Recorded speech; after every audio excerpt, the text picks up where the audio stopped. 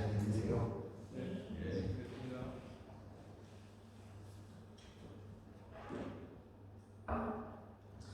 네, 반갑습니다. 저는 유칼리지에서 공부하고 있는 본지 얼마 안 됐습니다. 최지원 목사입니다. 목사님께서 이렇게 또 말씀으로 여러분들이 섬길 수 있는 자리에 이렇게 초대해 주셔서 너무 영광스럽게 여러분들이 이렇게 만나고 함께 또 예배드리게 되는 너무 감사한 마음입니다. 네, 오늘 말씀 우리가 같이 읽어봤는데 미가서 말씀입니다. 유명한 말씀이 나옵니다. 정의를 행하며 인자를 사랑하며 라는 말씀이 나옵니다. 또 그게 오늘 말씀의 제목입니다. 여러분 우리가 여기 이제 영국에 있는데 미국을 가리켜서 부르는 하나의 별명 같은 게 있습니다. 천조국이라는 말이 있습니다. 무슨 뜻인지 아세요? 모르시죠? 사실 이 말도 꽤 됐는데 처음엔 이 말이 굉장히 긍정적인 의미로 사용이 되었습니다. 하늘천 돌조 해가지고 하늘이 돋는 그런 나라다. 그래서 미국이 강대해졌고 또 이제 정말 부유한 나라가 됐다라는 말로 예전에는 많이 사용을 하곤 했습니다. 제가 어릴 때만 해도 많은 사람들이 미국은 정말 그런 나라다라고 생각을 했던 것 같습니다. 영국의 순결한 청교도들이 메이플라워를 타고선 가서 세운 나라가 미국이다 하고 우리가 다 학교에서 그렇게 배우지 않았습니까? 그래서 이제 하나님께서 그래서 미국을 축복하시고 미국을 복 주시고 하셔서 미국이 이렇게 큰 나라가 됐다. 그래서 천조국이다 라는 말을 사람들이 이렇게 하곤 했었습니다. 근데 요즘 사람들은 이 말을 그런 의미보다는 좀 풍자적인 의미로 많이 말을 하는 것 같습니다. 국방비를 1000조 가깝게 쓴다라고 해가지고 이제 그 말을 천조국이라고 이렇게 사용하는 것 같습니다. 미국이 국방비 지출 규모가 당연히 전 세계 1등인데 전 세계에서 2위부터 10위까지의 모든 국방비 그 나라들을 합친 것보다 더 많다고 합니다. 이렇듯 이제 미국이 과거에는 굉장히 정의로운 나라 그리고 세계의 모든 나라들의 부러움을 샀던 그런 나라였던 것 같습니다. 제가 어릴 때만 해도 그랬던 것 같아요. 그냥 제 이미지 속에서 하늘이 돋는 나라, 정의로운 나라, 인종과 출신 구분하지 않고 누구나 꿈꿀 수 있고 또 누구나에게 기회가 주어지는 나라, 그렇게 우리가 많이 생각을 했던 것 같습니다. 근데 이제는 조금 달라진 것 같기는 해요. 잘은 모르겠지만 또 사람마다 느끼는 것이 조금 다르기는 하겠지만 굉장히 이 부유부 빈익빈이 심한 나라, 그리고 가난한 자들은 의료 혜택조차 얻을 수 없는 나라, 그리고 총기 소지로 또 위험한 나라, 그리고 이 어마어마한 국방비를 사용해서 또 세계를 굉장히 긴장으로 이끌고 가는 나라, 그런 인식이 요즘에는 조금 더 많아지지 않았나 생각이 됩니다. 제가 미국을 안 좋아하는 건 아니고요. NBA도 엄청 좋아하고 메이저리그도 굉장히 재밌게 봅니다. 근데 이거는 비단 미국만의 이야기는 아닌 것 같습니다. 우리나라도 굉장히 80년대, 90년대, 저는 이제 70년대는 안 살아왔기 때문에 70년대부터 굉장히 경제가 성장을 하면서 교회도 엄청 성장을 하지 않았습니까? 그래서 우리 모두 다 대한민국이 정말 축복받은 나라다. 하나님께 축복받은 나라다. 왜냐하면 많은 선교사님들이 이렇게 넘어오셔서 교회를 세우시고 해서 나라가 이렇게 부강해졌다라고 많이 이야기를 듣고 또 그렇게 생각을 했었습니다. 과거에는 정말 그런 면이 있었던 것 같습니다. 아마도 저 어릴 때가 그 부흥의 이제 마지막 이 끝 세대가 아닌가라는 생각을 하기도 하는데 그때만 해도 교회는 굉장히 부흥했었고 그리고 이미지도 굉장히 달랐고 그리고 그것이 분명히 한국 사회에 굉장히 선한 영향력을 또 끼치는 면도 많이 있었던 것 같습니다. 네, 하지만 지금은 확실히는 저도 잘 모르겠습니다. 이제는 대한민국이 굉장히 그 자본주의의 가장 끝을 달리고 극에 달리는 나라, 그리고 돈만 있으면 우리나라가 굉장히 살기 좋죠. 제가 볼 때는 대한민국에 돈만 있으면 가장 살기 좋은 나라 같아요. 근데 돈 없으면은 또 그만큼 불행한 나라가 또 대한민국이 아닌가라는 생각을 합니다. 우리나라 중고등학생들은 말할 것도 없고 요즘에는 초등학생들까지 얼마나 불쌍한지 모릅니다. 제가 이제 이른 나이에 살기 시작을 해서 유초등부랑 중고등부를 거의 9년 가까이 사역을 했어요. 그러니까 초등학생 친구들, 중고등학생 친구들 이제 한국에서 같이 뛰어놀면서 유년부 친구들, 초등부 친구들, 중고등부 친구들 같이 또 사역을 했는데 그리고 영국에 나오기 전에 잠깐 동안 이제 어린 친구들 학원에서 조금 가르쳤었는데 근데 저는 초등학생들 그럴 줄 몰랐어요. 초등학생들 진짜 불쌍하더라고요. 예전에는 중고등학생만 학원 가고 당연히 그런 걸 생각을 했는데 요즘에는 정말 초등학생들도 너무 불쌍해요. 보니까 기본적으로 몰랐는데 한 학원을 한 3-4개씩은 다니더라고요. 그 이상 이렇게 다니는 것 같아요. 그래서 요즘 한국에 그 차로 이제 학원 차로 뺑뺑이 돌린다라는 말을 이렇게 초등학생들을 들면서 그렇게 얘기를 하더라고요.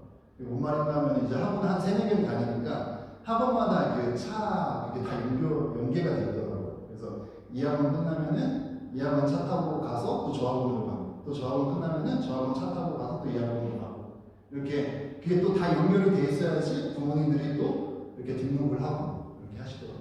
그래서 이제 부모님 손 하나도 닿지 않고 애들이 이제 학교 갔다가 학원차 타고 가서 이제 또 급식 먹고 학교에서 학원차로 이제 뺑뺑이를 도는 거죠. 이렇게 해서 초등학생들. 한 꼬마 친구애가 초등학생이가 저한테 그렇게 얘기를 해요. 선생님, 저 진짜 한 10분만이라도 쉬었으면 좋겠어요. 그 말을 하더라고요. 꼬마애가 진짜 꼬마애예요. 네. 그래서 근데 그 초등학생 아이인데 그 마음이 이렇게 확 느껴지는 거예요, 제가. 그러면서 너무 그 안타깝고 불쌍하고 얘가 이 꼬마애가 한숨을 쉬면서 선생님 10분만 쉬었으면 좋겠어요. 그냥 집에 가서 딱 앉아서 쉬고 싶어요. 근데 끝나자마자 바로 학원차를 타야 되니까 집에도 못 가잖아요. 그런 얘기를 들으면서 정말 초등학생들도 너무 불쌍하다 대한민국 그런 생각을 했습니다. 근데 여기 오니까 저는 잘 모르죠. 여기 얼마 안 됐으니까. 근데 그런 것 같지는 않더라고요. 학원도 당연히 안 보이고 여기 아이들이 학교에서 야자를 하는 것도 아니고 저는 이제 영교실 세대 영교실 갔다가 11시에 그냥 고3 때는 어떻게 내내 잡고 있는 거 공부를 하는 것도 아닌데 어떻게 그렇게 했는지 모르겠습니다. 제가 너무 부정적인 말만 하는 걸까요? 이번 선지서 말씀을 보면은 특히 오늘 보고 있는 이 미가서 말씀을 보면은 그런 것 같지는 않습니다. 사람들이 선지자들에게 다 이렇게 얘기했어요. 그냥 먹고 살면 됐지. 뭐가 그렇게 비관적이냐. 이렇게 이야기를 했습니다. 하지만 모든 것이 잘 돌아가고 있는 것 같을 때 대한민국도 잘 돌아가고 있는 것 같아요. 미국도 잘 돌아가고 있는 것 같고 모든 것이 다 그런 것 같이 보일 때 선지자들은 회개하라고 이렇게 외쳤습니다. 우리 개인의 모습은 어떻습니까? 라이놀드 리버라는 그 학자가 도덕적인 인간과 비도덕적인 사회라는 책을 썼는데 그 책에서 이렇게 말을 합니다. 우리가 아무리 개인적으로 도덕적인 사람이라 할지라도 어느 집단에 속하게 되면은 집단적 이기주의자가 될 수밖에 없다라고 이야기합니다. 우리가 아무리 발버둥 치면서 개인적으로 도덕적으로 살려고 해도 불의한 환경 속에서 우리가 살아가면은 그렇게 살지 못할 확률이 훨씬 더 높다라는 것입니다. 우리가 아무리 돈을 사랑하지 않으려고 해도 자본주의 사회 속에서 살아가다 보면 돈을 사랑할 수밖에 없게 된다는 거예요. 그 환경을 우리가 이기기가 정말 쉽지 않다는 것입니다. 이렇듯이 개인의 부도덕성 그리고 사회의 불의가 얽혀서 그 실타래를 전혀 풀지 못하고 우리 성도들도 그 안에서 이리저리 살아가는 게 우리 사회가 아닐까 생각을 해보게 됩니다.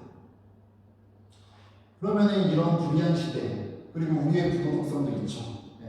그런 시대에 우리가 살아가고 있는데 과연 우리는 어떠한 삶의 태도를 가져야 할까요? 더 정확히 말하자면 정말 하나님께서 이런 시대 속에 찾으시는 삶이 무엇일까요? 우리는 일반적으로 우리가 죄를 짓거나 그리고 우리가 이 불의한 세상 속에서 나도 별반 다를 게 없구나 라고 생각이 들 때 우리는 그에 대한 이제 카운터 어택으로 어떻게 하죠? 종교 행위에 이제 지극정성을 쏟는 일을 하곤 합니다. 그래서 우리가 막 죄가 있거나 그럴 때 종교 행위에 우리가 지극정성을 쏟으면서 나의 모든 불의 이것들을 다 변지하려고 그렇게 하곤 하죠. 그래서 6절에 오늘 말씀을 보면 나옵니다. 내가 무엇을 가지고 여호와 앞에 나아가며 높으신 하나님께 경배할까? 내가 번제물로 1년 된 송아지를 가지고 그 앞에 나아갈까? 내가 1년 된 송아지 가지고 나가면 되겠습니까? 이 불의한 세상 속에 나도 부도덕한데 이 정말 1년 된 순결한 송아지 가지고 내가 드리면 되겠습니까? 하나님? 이렇게 10절에 이어서 나옵니다. 아니면 천천의 순양이 만만의 기름을 기뻐하실까? 심지어 이런 말도 합니다. 내 맏아들을 드리면 기뻐하실까? 나의 지극정성, 막대한 재물, 가장 소중한 거 드리면은 이 불의한 세상, 그리고 이 불의한 나의 모습 변지할 수 있습니까? 이렇게 묻고 있는 거예요. 여러분, 당연히 지극정성이 나쁘다는 것은 아닙니다. 너무 소중합니다. 신앙의 우리 첫 번째 가치가 무엇이죠? 우리의 마음과 뜻과 정성을 다해 하나님께 드리는 것입니다. 우리의 몸을 산 제사, 그리고 우리의 삶 전체를 헌금으로 하나님께 드리는 것, 이것이 우리 신앙의 가장 첫 번째 가치입니다.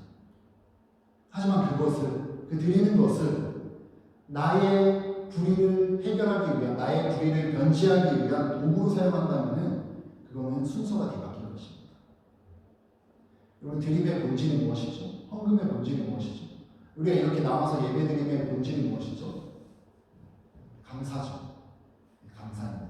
하나님께서 나에게 베풀어 주신 그 은혜에 너무 감사해서 내가 나온 것입니다. 나의 불의를 내가 변지하기 위해서 내가 나온 것이 아니라 하나님께서 이미 나에게 부어주신 그 은혜, 예수 그리스도를 통해서 나에게 주신 그 구원, 그것에 감사해서 우리가 드리는 것이 바로 예배이고 헌금이고 그리고 그것이 본질입니다. 우리가 어떻게든 하나님께 드림으로써 하나님의 환심을 사서 나의 죄를 정당화시키고 그것을 해결받으려고 한다면 그것은 복음과 율법을 뒤바꿔버리는 것이 되고 맙니다. 특히 맏아들이 드리면 기뻐하실까? 이런 말을 굉장히 특이한 말을 하죠. 이렇게 맏아들, 죄, 뭔가 우리에 떠오르는 것이 있지 않습니까? 우리가 이것을 복음의 빛으로 해석을 할 수 있겠죠? 그렇게 해석을 하면 미가가 이렇게 말하고 있는 것이요. 계속 죄를 지으면서도, 네가 계속 죄를 지으면서도 예수님의 죽음만 내세우면 다냐? 말을 하고 있는 것입니다. 우리가 여전히 불의한 세상 가운데 죄를 지으면서 그 죄를 정당화하고 합리화하기 위해서 예수님의 죽음만을 내세워서는 안 된다는 것입니다. 그렇다면 과연 이러한 세상 속에서 정말 하나님께서 찾으시는 것은 무엇입니까? 1년 된 송아지도 하고 천천의 양과 만만의 기름도 하고 막대한 재물을 하나님께서 원하시는 것도 아니고 우리가 신자라는 표찰 더 잘하는 것 그것도 아니고 대체 하나님께서 그걸 원하시는 것이 무엇입니까? 이 세상 속에서 나의 이 불의함 속에서 대체 무엇입니까? 거기에 대한 답은 네가 선지자 8절에서 이야기하고 있는 것입니다. 우리 8절을 같이 한번 읽어볼까요? 8절 성경책 좀 보고 네 8절 말씀을 한 목소리로 함께 읽어보겠습니다. 시작. 사람아 주께서 선한 것이 무엇임을 내게 보이셨나니 여호와께서 내게 구하시는 것은 오직 정의를 행하며 인자를 사랑하며 겸손하게 내 하나님과 함께 행하는 것이 아니냐 이렇게 말했습니다. 그것은 바로 하나님께서 우리에게 원하시는 것은 정의를 행하며 인자를 사랑하는 것입니다. 근데 어찌 보면 이는 모순 같아요. 정의는 칼 같은 거잖아요. 정의를 행하는 칼 같은 거잖아요. 그런데 인자는 뭐죠? 네. 자비를 이야기하는 거죠. 이건 두글두글한 거죠. 모순 같아 보이는데 이 두 가지를 함께 행해야 된다 이야기를 하고 있습니다. 그래서 첫 번째 정의를 보겠습니다. 정의로 번역된 이 미슈파트라는 이 단어는 어떤 재판관, 통치자, 이 샤파트라는 단어의 명사형입니다. 이 단어는 선지자들이 불의한 세상 가운데 계속해서 외쳤던 그런 말씀이에요. 이 정의를 행해야 된다. 선지서 말씀이 굉장히 많이 나옵니다. 근데 미가 선지자는 이 단어를 한정해서 사용을 하고 있습니다. 어떤 의미로 사용을 하고 있냐면요, 바로 각 사람의 행동에 대한 적절한 보험, 이런 의미로 사용을 하고 있습니다. 각 사람에게 마땅한 몫이 돌아가게 하는 것, 각 사람에게 돌아가야 될 마땅한 보험이라는 거죠. 이해가 되시나요? 이게 바로 정의입니다. 우리는 어떤 사람이 가난함 때문에, 그리고 또한 출신 때문에, 아니면 뭐 학력 때문에, 아니면 인종 때문에 차별을 당하면 그거는 정의롭지 못하다라고 우리는 이야기를 합니다. 왜입니까? 이런 조건과는 상관없이 모든 사람들이 다 동등하다라고 우리가 생각을 하기 때문입니다. 또한 우리는 어떤 사람이 땀 흘려서 일한 만큼의 보수를 받지 못하고, 아니면 그 반대로 어떤 자가 일한 것 이상의 그 상식 이상의 수준의 보수를 받는다. 그것도 우리는 정의롭지 못하다라고 이야기합니다. 그것은 그 사람이 행한 것, 그것에 대한 적절한 보상이 아니기 때문입니다. 이제 한국에 굉장히 오래된 이 핫한 키워드죠. 갑질이라는 키워드가 이제 굉장히 핫했잖아요. 오래전부터. 뭐 직장 상사의 갑질, 그리고 이제 대학이나 대학원에 다니시는 분들은 교수님의 갑질, 아니면 뭐 정치인들의 갑질, 이런 것들이 큰 논란이 있습니다. 높은 자리에 있는 자들이 자신의 권력을 이용해서 그 이상의 대우를 받고, 그 이상의 몫을 취하고, 그 이상의 보상을 챙기는 일로 많은 사람들의 공분이 샀습니다. 그리고 반대로 상대로 하여금 그 이하의 대우를 하고, 그 이하의 몫을 주고, 그 이하의 보상을 하는 일 때문에 많은 사람들이 분노를 하기도 했습니다. 현재 한국이 정의롭지 못한 부분이 있다라고 말할 때는 이런 부분들을 가지고 이야기를 하는 것이겠죠. 일한 자들에게 돌아가야 할 적절한 보험, 출신 인맥과 상관없이 마땅히 주어져야 할 보복, 이것이 이루어지지 않기 때문이죠. 이 문제는 굉장히 심하죠. 왜 그래야 하는지 모르겠지만, 이런 현실 속에서 하나님께서 찾으시는 것이 무엇입니까? 바로 정의라는 것입니다. 모두에게 적절한 몫이 돌아가는 사회를 만드는 것, 노력해야 되겠죠. 동시에 우리 각자에게 주어진 영역에서, 가정에서, 회사에서, 그리고 여러분이 다니는 캠퍼스에서, 그리고 교회에서 만나는 사람들에게 이 정의를 우리가 실천하는 것입니다. 사실 말처럼 쉬운 것은 아닙니다. 우리가 정말 쉬운 건 아닌 것 같아요. 우리가 속해 있는 이 공동체와 우리가 속해 있는 이 사회가 정의로워지도록 힘써야 하며, 동시에 그보다 더 큰 노력으로 무엇을 해야 되죠? 우리가 있는 영역에서 정의롭게 우리가 일을 하고 정의롭게 또 사람을 대우해야 됩니다. 각자에게 마땅한 몫이 돌아가게 하는 것, 이것이 바로 정의입니다. 이것이 바로 하나님께서 찾으시는 재물이 아닌, 하나님께서 찾으시는 것이 그 재물이 아닌 하나님께서 찾으시는 정의, 미슈파트입니다. 하나님께서 우리에게 진정 찾으시는 것 두 번째 무엇이죠? 뭐라고 나와있죠? 인자를 사랑하는 것입니다. 인자를 사랑하는 것. 인자로 번역된 건 헤세드입니다. 헤세드 많이 들어보셨죠? 그렇죠? 헤세드 사랑, 자비, 베품, 그런 의미를 가지고 있습니다. 그래서 인애라는 말로도 번역이 되기도 하죠. 19절에는 또 이렇게 나옵니다. 우리를 불쌍히 여기셔서 우리의 모든 죄를 깊은 바다에 던지십니다. 이것이 바로 하나님의 사랑, 자비, 인자라는 것입니다. 인자를 사랑하는 것. 근데 이 헤세드라는 단어는 단순히 인간의 베품, 또 인간이 그냥 행할 수 있는 그 사랑, 인간이 해줄 수 있는 배려, 단순히 그런 의미만 아닙니다. 사실은 우리에게는 없는 하나님께만 있는 영원한 사랑, 신실한 사랑, 무조건적인 사랑, 이것을 가리켜서 헤세드라고 합니다. 그래서 뭐라고 나와 있죠? 본문 보면은 신기한 표현이에요. 사실은 인자해야 하며 라고 나와 있지가 않아요. 뭐라고 나와 있죠? 인자를 사랑하며. 우리는 그 신실한 하나님만이 우리에게 주실 수 있는 그 사랑, 헤세드의 그 사랑을 우리는 사모해야 합니다. 무슨 말이에요? 우리로서는 그것을 할 수 없기 때문에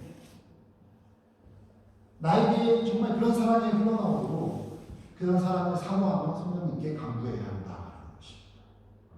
우리 인간으로서는 할 수 없지만 성령님이 계시기에 또한 할 수 있다는 것이죠. 이 헤세드의 사랑이 절정으로 드러난 사건이 어떤 사건입니까? 십자가죠. 십자가에서 드러난 그 조건 없는 사랑, 그 조건 없는 사랑을 받은 자로서 그것을 마음에 품고 사모하며 우리가 살아갈 때 우리는 성령의 능력으로 헤세드의 사랑을 실천할 수 있다는 것입니다.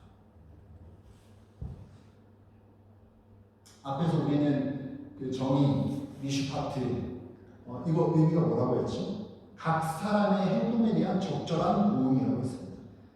각 사람이 행한 것에 대한 적절한 몫을 돌려주는 것, 이것이 바로 정의라고 했습니다. 미슈파트. 그렇다면 헤세드, 이 인자는 무슨 의미일까요? 각 사람의 행동에 대한 적절한 보응. 거기서 끝나지 않고 그 이상을 주는 것, 이것이 바로 인자입니다. 헤세드입니다. 바로 정의의 한계를 뛰어넘어서는 것이 인자, 사랑, 자비라고 할 수가 있습니다. 그러므로 우리는 이 정의를, 이 미슈파트를 마땅한 시작점으로 여겨야 돼요. 그리고 그 인자를 우리의 목표점으로 삼아야 합니다. 정의만으로는 충분하지 않습니다. 매우 중요한 출발점이지만 그것만으로는 충분하지 않습니다. 인자에까지 이르러야 합니다. 여러분, 만일 정의가 완벽하게 실현된 사회가 된다면 어떨 것 같습니까? 억울한 사람이 없을 거예요. 네, 억울한 사람이 없을 거예요. 싸울 이유가 없습니다. 얼마나 이상적인 상황입니까? 모두에게 마땅한 몫이 있고 모두에게 적절한 보험이 돌아가요.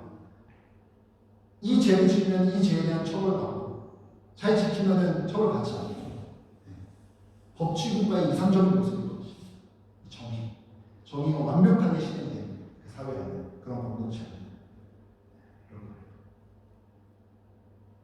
하지만 여러분, 그 세상이 과연 행복한 세상일까요?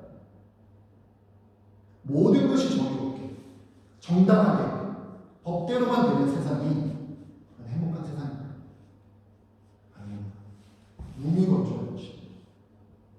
각자가 행한 대로 도움을 받고 눈에는 눈, 이에는 이, 딱딱 맞아떨어지는 공평은 할 겁니다.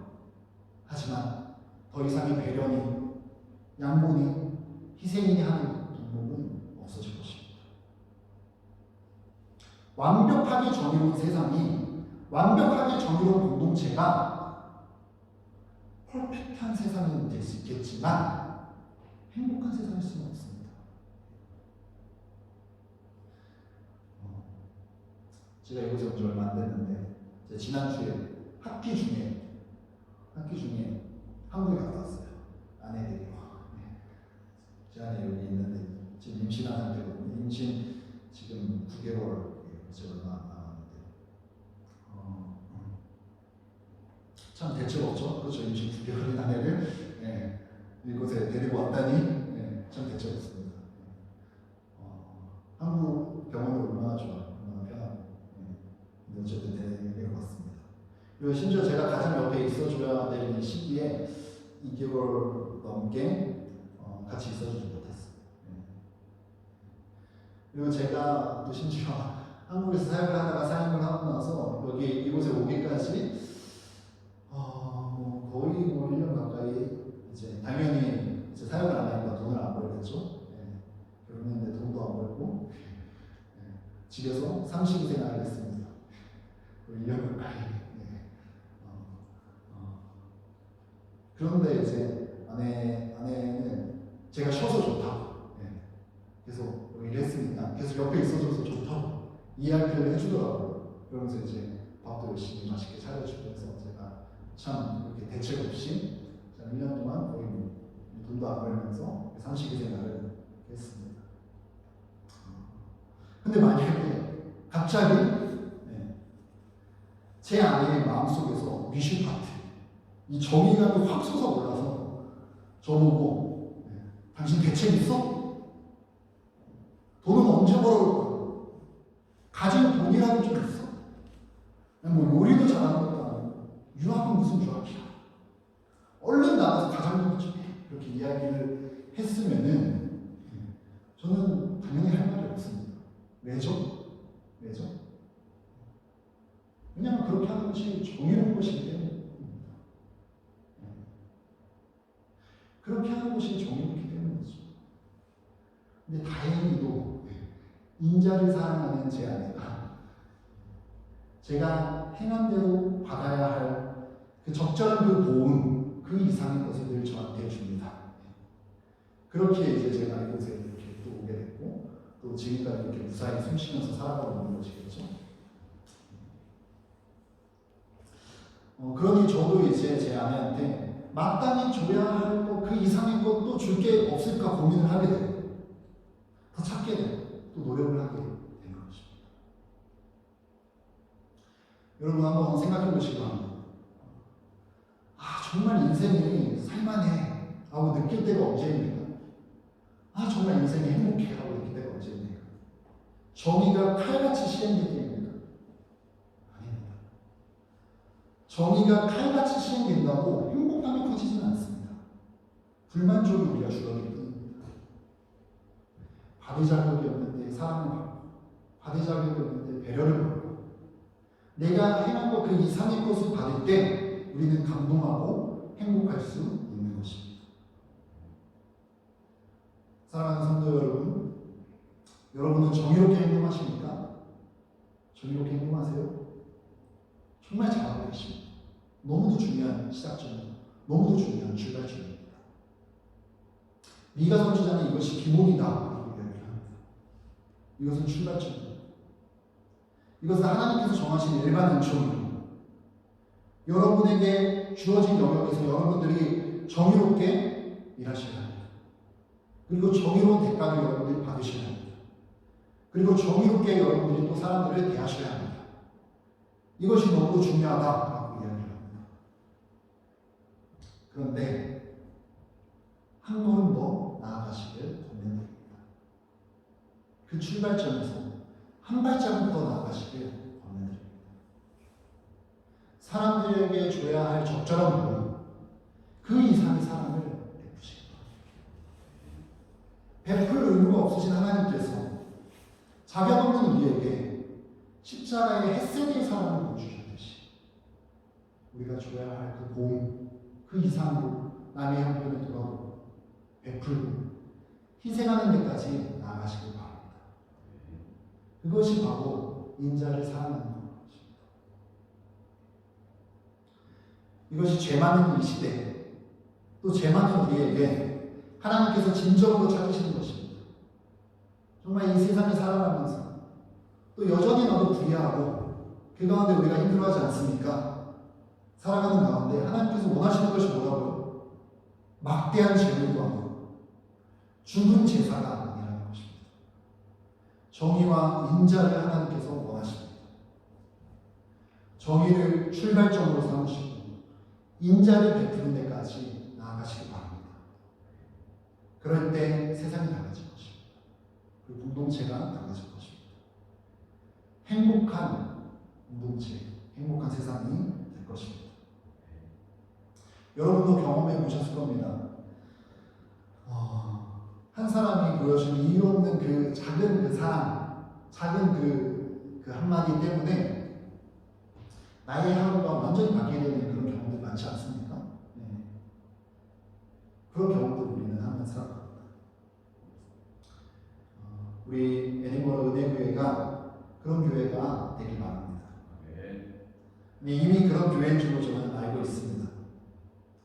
우리가 민주적이고 늘 공정하고 정의롭고 깔끔하고 적당한 거리도 있고 그런 나이스하지만 딱딱한 교회가 아니라 늘 그 이상의 것을 내어주고 나누고 이곳에 오면 정말 참 따뜻하다라는 것을 느끼게 해주고 그래서 행복을 느끼는 그런 교회, 그런 공동체 계속 성장해 가기를 주님의 이름으로 간절히 축복합니다. 아멘.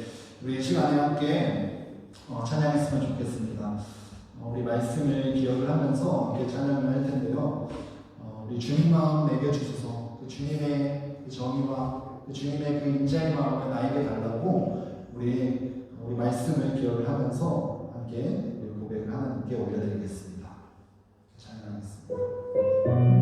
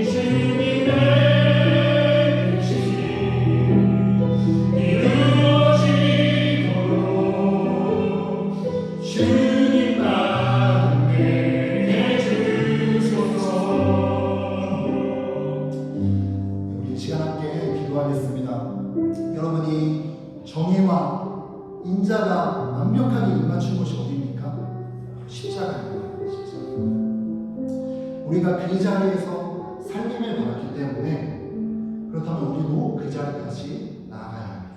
우리 이 시간 기도하실 때 하나님 우리의 삶에 하나님께서 베푸신 인자와 사랑으로 인하여서 내 안에 풍성한 사랑의 재물들이 가득하게 하여 주시옵소서. 나에게 주어진 자리에서 사람들을 정의롭게 대해야 돼. 그것을 넘어서서 배려하고 희생하고 용서하며 살아가는 자리까지 나아가게 하여 주시옵소서. 그리하여서 행복한 우리 가정, 또 행복한 우리 교회, 또 우리 행복한 우리 공동체가 되게 하여 주시옵소서. 우리 기도 제목 가지고 함께한 목소리로 기도하도록 하겠습니다. 기도하겠습니다.